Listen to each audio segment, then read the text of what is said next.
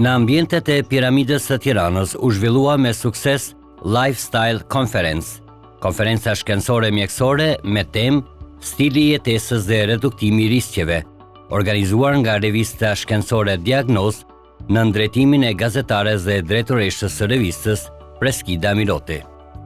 Konferenca mblodhi së bashku mjek, farmacist, nutricionist, psikolog, fizioterapist, dentist, gazetar dhe ekspert të teknologjisë, duke sjellë një platformë unike diskutimi mbi ndikimin e stilit të jetesës në shëndetin publik dhe individual.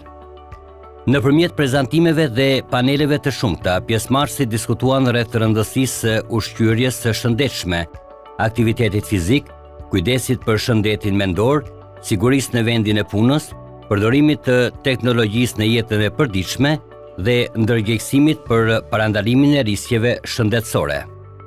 Në fjalën e saj përshëndetëse, doktore Mira Rakacolli, zëvendës ministre e shëndetësisë dhe mirëqenies sociale, theksoi rëndësinë e edukimit të qytetarëve për të zgjedhur një mënyrë jetese të shëndetshme si mënyrën më efektive për të reduktuar riskjet ndaj sëmundjeve kronike.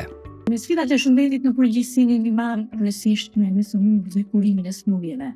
Por në fakt, më rëndësishme është parandalimi i kësaj kurimi. Rëndësishme kanë qenë edhe politikat në fushën për të cilën do të diskutohet sot. Ato të parandalimit.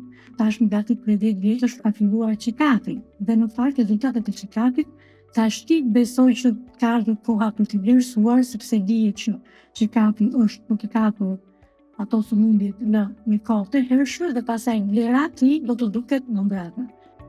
Lifestyle Conference u shndrua në një hapësirë ndërveprimi dhe frymëzimi për profesionistët, ku pjesëmarrësit përfituan certifikata pjesëmarrje dhe referuesit fituan mundësi për publikim artikuj shkencor me ISSN në revistën Diagnoz.